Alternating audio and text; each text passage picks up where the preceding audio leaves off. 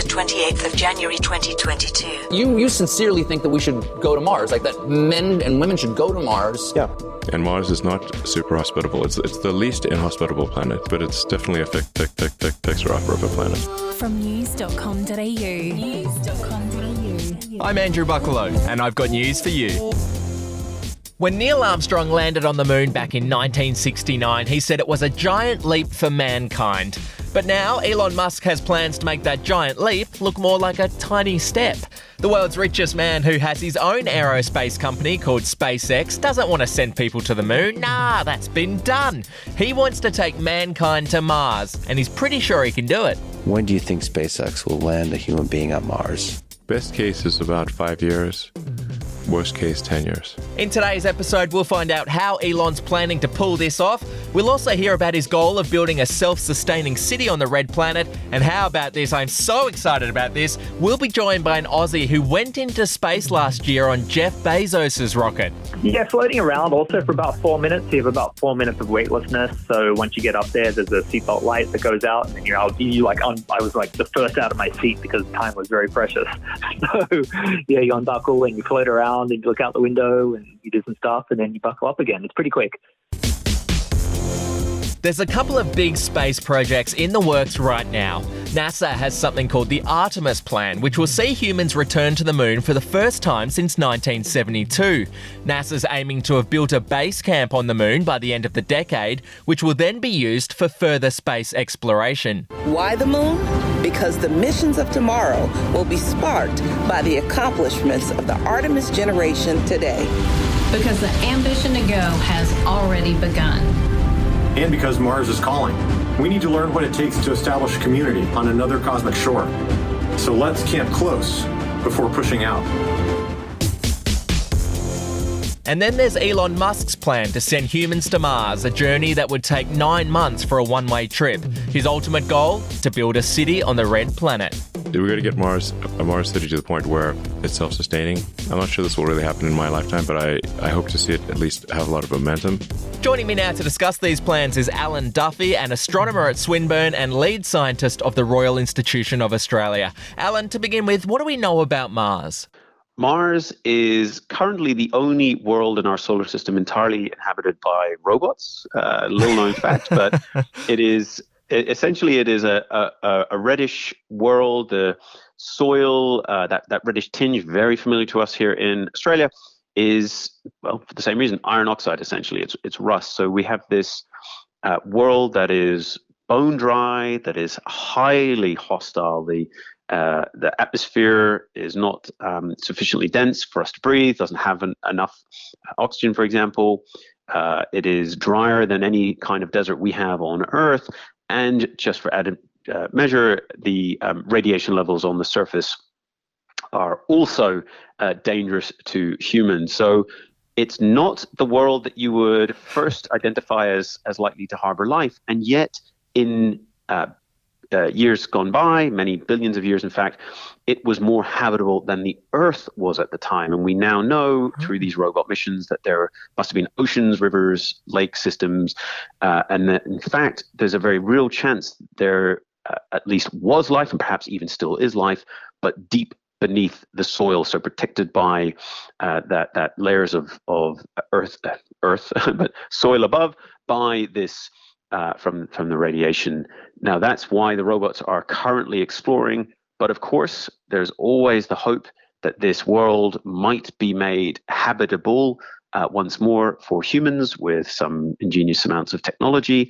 And that is a vision that has captured many people and indeed space agencies over the years. And most recently, of course, is NASA and its Project Artemis, the return to the moon and beyond, going to the red planet to see the first humans walk sometime in the late 2030s, perhaps 2040s. We'll see how the timeline slips.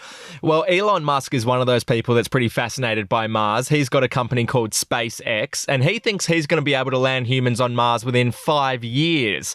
What do you think about that? Likely or not?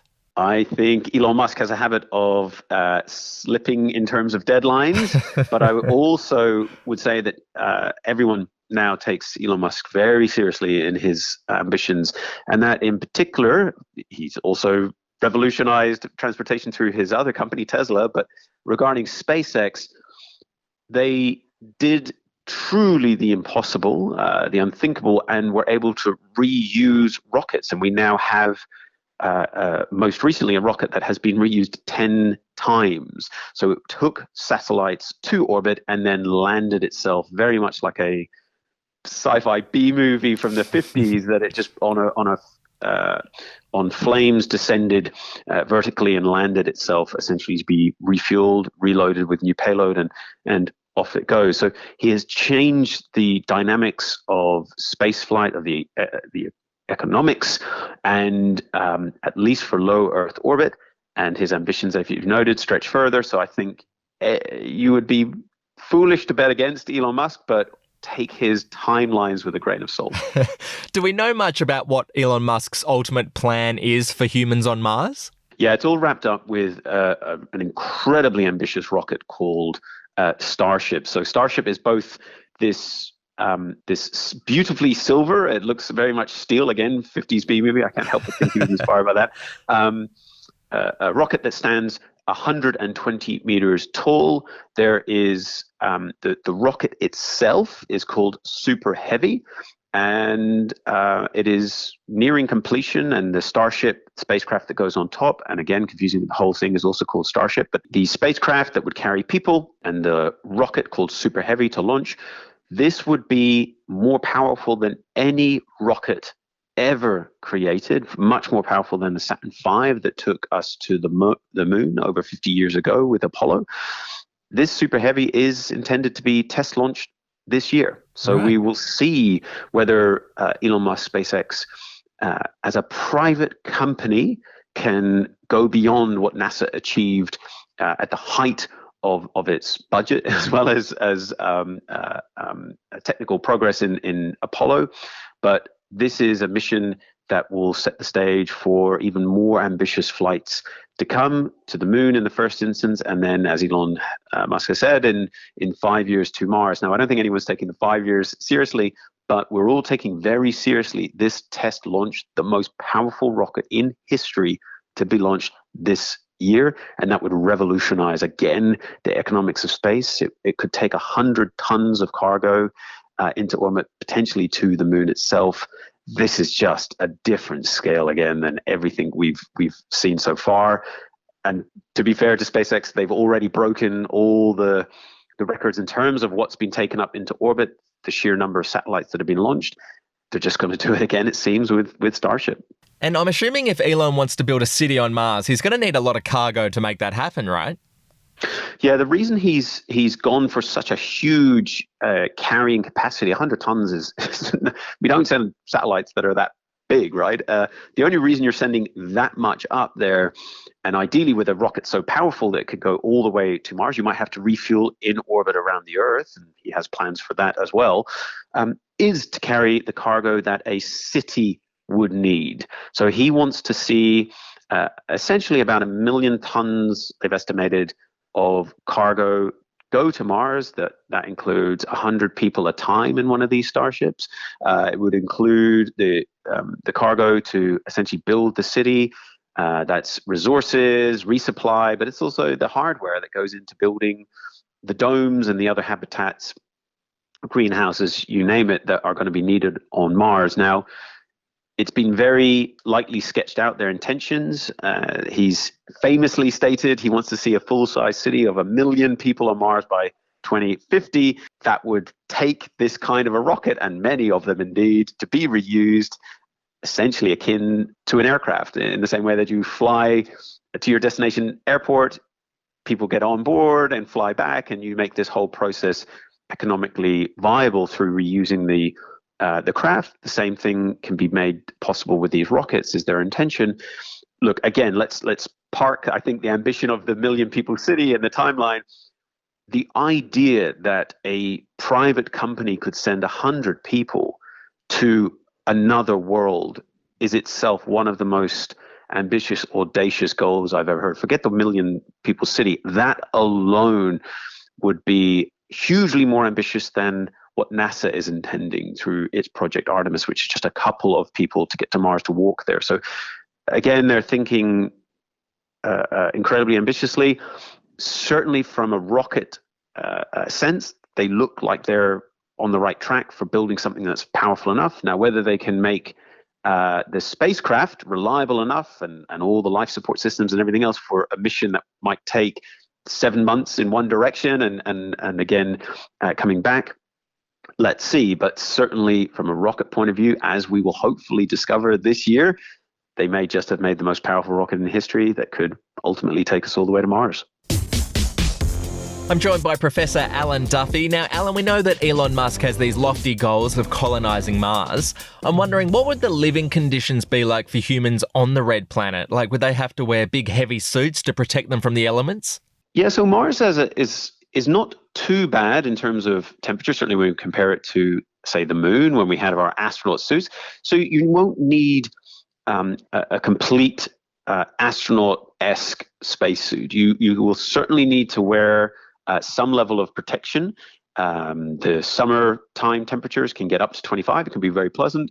Winter can get much, much colder, maybe closer to minus 80. So certainly if you're there in the summertime, you need to bring your own oxygen masks and supply. Just a very thin protective suit would probably be sufficient. The problem is the radiation, and you're not going to shield yourself from the radiation. So you need to go out on the surface, do your science missions, and then get under cover. And in particular, the designs that we're seeing favored are large domes that are then have a large amount of the Martian soil placed atop, and that is your barrier. That stops the radiation from getting to your habitat. So essentially, you end up traveling all the way to Mars to, well, live underground. and it might be as luxurious as that. It would be a sensational view on your walks, but otherwise you're going to be living in a fairly small habitat underground and eating a lot of homegrown food and drinking a lot of recycled water, it's fair to say. What's the motivation at the moment to get humans on Mars? Is it because we're ruining our planet and we might need to find somewhere else to live in the future? Oh, look, there's a great line by a good friend and colleague of mine, a renowned astronomer, Professor Katie Mack, who points out there is almost nothing you could do to the Earth to make it less habitable, i.e. more hostile than Mars is. So Mars is not our backup planet. There's no way we want to see it as that. It is, however, a world that went on a very different journey to the Earth. It had oceans, it has now lost them, it is now incredibly hostile. What happened to Mars in its distant past? What can we learn about how planets and ecosystems respond and survive, and what can we then infer about our own planet and retain its habitability? We want to essentially learn from Mars's mistakes, if you want to put it that way, to protect our own. But also in going to Mars, we are searching for answers about the origin of life itself. If we can find the fossilized remains of life, or perhaps even still current life, and human missions are always more capable and more flexible than robotic, we should be able to make those kinds of discoveries. So we're trying to learn about our own planet's history by analogy with this twin world of our own, and also, most importantly, about our own origins. Alan, if Elon or NASA were looking for volunteers to go to Mars with a one-way ticket, would you put your hand up? Absolutely not, and that's because my wife would find a way to get there and kill me for leaving her with 2 kids. But there's also, and let's be clear, the first destination will be the moon, and that's just a couple of day trip. So I think I might get licensed to go to the moon, and SpaceX, Elon Musk's company, the intention is to start ramping up tourism to the moon, and they have a Japanese billionaire who has bought out one of the very first Starship missions to ferry around the moon. And I think I would put my hand up for that. That sounds very much more leisurely than a 2-year, incredibly dangerous mission to Mars. But I'm very grateful that there are so many people willing to make those kinds of sacrifices for the betterment of humanity.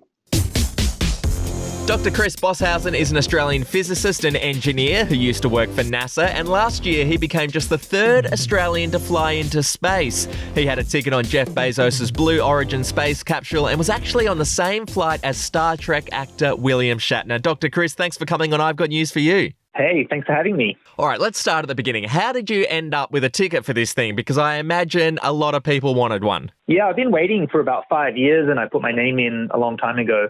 And I pitched them on this idea of maybe shooting a music video in space. I have a side gig as a musician, and I wanted to use that as a platform for getting the word out about how cool and important I thought this was. So they loved the idea, and eventually in March last year, they called me and said, hey, do you want to fly? Far out. I mean, what did it feel like when you got that call? Well, I was just, in the middle of COVID, sitting around with not much going on, just dialing in on Zoom to work. And then when they called me, because I know the person at Blue Origin who does the sales, I saw their number come up. I'm like, I know what this is, because they never just call. I literally knew immediately what it was. And I was like, wow. Can you give me a ballpark figure? What are we talking? What's the cost of a ticket? Oh, we don't talk numbers between friends, but, it's not, I'll be honest, look, it's not cheap right now, but, I think the prices will come down. All right, talk to me about the journey itself. Like, after blast off, how long does it take you to get into space? And then how long are you actually up there in space? It is really quick. That rocket pulls, actually, it's a pretty modest, it's about 2.5 Gs, but you sit in 2.5 Gs for 4 minutes, you're in space. So yeah, it takes about 4 minutes to get up to the altitude, which is like 100 kilometers. It's pretty crazy. And how long were you in space for? Yeah, floating around also for about 4 minutes. You have about 4 minutes of weightlessness. So once you get up there, there's a seatbelt light that goes out, and then I was like the first out of my seat because time was very precious. So yeah, you unbuckle and you float around and you look out the window and you do some stuff, and then you buckle up again. It's pretty quick. What was it like? I mean, I can't even imagine what that experience was like. Just tell me about it. Well, I'm still struggling to put it in words, but it was. Personally, I'm a space guy, so I was a little worried that I would have seen it all before in movies and books, and I've heard astronauts talk, but it was way more beautiful and dazzling than I could ever imagine. I was not disappointed. And the sky is so bright, and the blue of the atmosphere is crazy. It's the bluest thing. It's I call it like a sapphire over the whole world. And yeah, I remember just the feeling. It's hard to describe. It's if you haven't been to Uluru, it's kind of hard to describe, right? Until you go there. And it's a similar thing when you go into space. It's just bigger and wider and deeper than you could ever see on a screen. It's just the most beautiful thing I've ever seen. A random question now. Were there contingency plans for if anyone in the capsule had to go to the bathroom while they're up there? Well, they did offer us adult diapers, as they call them in America. Still not used to that word. But yeah, I opted out. But funny story, I almost missed my ride because they picked us up from the training center to drive over. And just as we were driving, they said, we're going into a little brief hold. So let's, instead of sitting in the rocket, let's just go back into the training center. So we went back and I'm like, I shouldn't have had that coffee this morning. So I went into a little bathroom break. We went to the little men's room. And I came out, they're all gone, my crewmates. And they were back in the car. And our Uber driver is this guy named Jeff. And Jeff didn't know in the electric vehicle how to unlock the doors. So there's this embarrassing moment of me standing outside of this electric truck trying to pry the door open. And Jeff's inside, I don't know how to get you out. I don't know how to open the door. That's not Jeff Bezos, is it? It was. Oh, my God. Jeff Bezos didn't know how to unlock. Is that because he always has a driver? No, I mean, it's just because it's a prototype electric vehicle. And believe it or not, the unlock is on the touchscreen. And there's a little padlock on the touchscreen of the nav in the car, which no one would ever think to look there. That's not where any unlock in a car has ever been in history. So I'm not surprised he didn't know where it was. I'm literally pointing at it. It's there. I can see it. Can I ask, what is Jeff like? Did you get to spend much time with him? Yeah, he's actually really sweet. At the end of the day, he's just a giant nerd. I remember I was telling him a story about how one time we broke a satellite in orbit and had to write new software and upload it. And he's got this really funny laugh, and he turns to me, he's like, Chris, I'm with my people. And he just loved hearing a story about software. It just made his day. And he's just really sweet and thoughtful. He gets a bad rap, but he's actually pretty cool. What surprised you most about your experience up in space? Did anything really surprise you? The rocket part was very surprising. On the way up, it's actually really smooth. I reckon I could hold a full cup of coffee and I wouldn't spill a drop on the way up. It's just silky smooth. So it's not like the movies at all. And then on the way down, though, it was really violent. Like when we hit the atmosphere and re-enter, like when you're not at orbital velocity, but even from a suborbital flight, when you come back down and you hit the dense air, this thing just, it's like just doing a backflip and underwater and landing on your back. It's like boom, very quick, like side on the atmosphere. That was pretty surprising. We were all pretty happy when the parachutes came out. I can imagine. Would you say that going to space has changed you as a person? Yeah, I think so. It's really subtle, but it's the one thing I knew when I went up there. It's almost like I feel like some people, they talk about this explorer gene. Some of us have like a gene for exploration, and I definitely felt like that awakening me. Like I just felt this strong desire. I was a bit worried again that, I'd done it like a peak life experience. Like I've been to space, been there, done that. But to be honest, like I just want to go again, and I want to go further, and I want to take you all with me. Well, speaking of that, Elon Musk wants to send humans to Mars. He even has plans to colonise the planet. Would you be keen to jump on a rocket to the red planet? Probably not Mars, but for very geeky and scientific reasons, which is, if you really wanted to settle space, I think that is biting off more than you can chew at the start. And I think having a space station in orbit or a base on the moon is a better sort of training ground. I mean, if you're on the moon and something goes wrong, you're only 3 days from home. If you're in Mars, you're just dealing with it yourself. Yeah. Because there's no one to help you. So, if I'm going to break a leg, I'd rather be 3 days from home than 9 months away.